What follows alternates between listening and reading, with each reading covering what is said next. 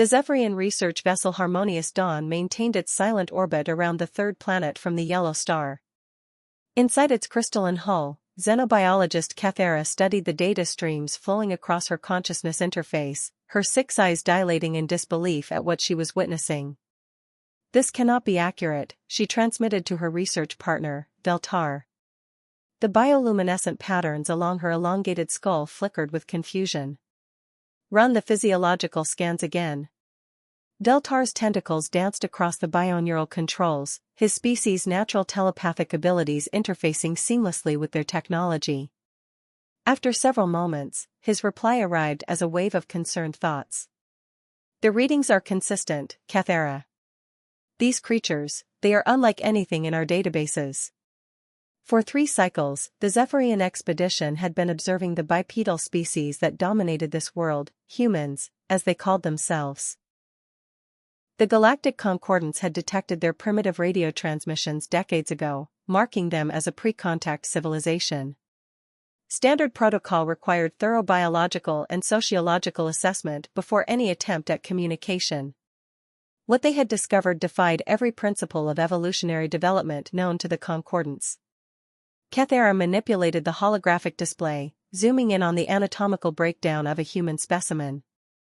"Look at this bone density," she mused, her thoughts tinged with growing unease. "Twice as thick as any intelligent species we've catalogued. Their muscle fibers are redundantly layered, built for explosive power rather than efficiency. And their cardiovascular system," Deltar added, his own analysis painting disturbing pictures in their shared mental space. 2 separate circulation pathways. If one fails, they can continue functioning on the backup system alone. Their blood carries oxygen-binding compounds we've only seen in apex predators from death worlds. The research team had initially assumed humans were evolutionary anomalies, intelligent beings who had somehow developed on a world far more hostile than typical garden worlds. But as they delved deeper into human biology and history, a darker picture emerged. "Access the historical data files," Cathera commanded the ship's intelligence. Immediately, her consciousness was flooded with thousands of years of human warfare. The Battle of Thermopylae. The Mongol conquests. World War II.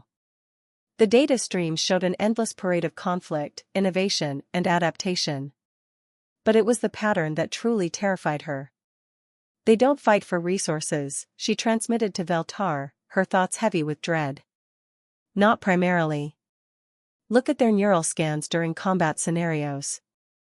Their brains release chemical compounds that enhance reaction time, suppress pain, and increase aggression. They derive satisfaction from victory in battle." Deltar's chromatophores shifted to deep purple, a sign of profound distress among his people. "The endocrine analysis confirms it. They produce adrenaline and testosterone in quantities that would be toxic to most species. But for humans, these chemicals optimize their combat effectiveness." The 2 researchers worked in horrified silence as they compiled their findings. Humans possessed redundant organs, rapid healing capabilities, and pain tolerance that exceeded anything in the known galaxy. Their eyes were positioned forward-facing, predator configuration. Their teeth, though omnivorous, retained sharp canines designed for tearing flesh. Their hands featured opposable thumbs perfect for gripping weapons.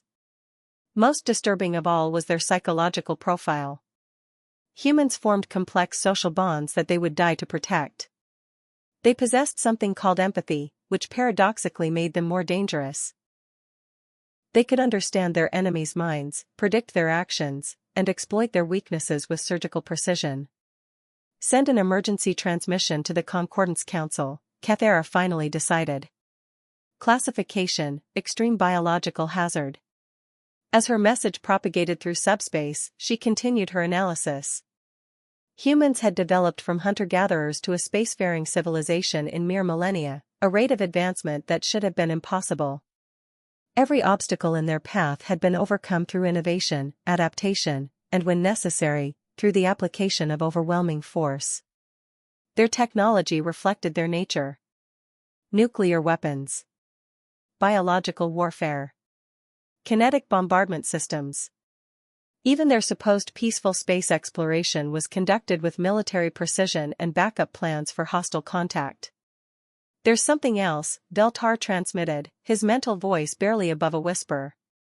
"I've been analyzing their cultural data. They have something called fiction, imaginary scenarios they create for entertainment. Cathera, 90% of their fictional scenarios involve conflict, competition, or survival against impossible odds. They dream of war." The implications were staggering. Every other intelligent species in the Concordance had evolved from herbivorous or omnivorous beings on relatively peaceful worlds. War, when it occurred, was brief and decisive. The concept of prolonged, brutal conflict was alien to them. But humans had been forged in the fires of constant warfare. Their entire evolutionary history was one of competition, conflict, and survival. They were living weapons wrapped in the disguise of civilization. "What if," Cathera transmitted, a terrible thought forming in her consciousness, "what if this isn't natural evolution? What if someone or something designed them this way?" The question hung in their shared mental space like a poison. Throughout the galaxy, ancient ruins hinted at predecessor civilizations that had vanished eons ago. What if one of those civilizations had created humanity as the ultimate biological weapon? What if humans were sleeping warriors, waiting for some signal to awaken their true purpose? As if summoned by their fears, the communication console flared to life. The humans had detected their presence. "Unknown vessel," came the transmission in their primitive radio language, "this is Earth Defense Command. You are in violation of our system's sovereignty. Identify yourself immediately or we will consider your presence an act of aggression." Earth Defense Command. Of course they had a military organization dedicated to protecting their planet. Of course their first assumption was hostile intent. Cathera looked at the tactical display. 3 human vessels were approaching their position, primitive by Concordance standards, but armed with nuclear weapons and kinetic impactors. The humans were prepared to fight a potentially superior alien force without hesitation. "Begin evasive maneuvers," she commanded. "Prepare to jump to hyperspace." But even as the Harmonious Dawn prepared to flee, Cathera knew it was too late. Humanity had been discovered. And somewhere in the depths of space, she suspected, something was smiling at the chaos that was about to be unleashed upon the galaxy. The terrifying truth was no longer hidden. Humanity wasn't just another species reaching for the stars. They were war incarnate, finally ready to claim their birthright among the cosmos.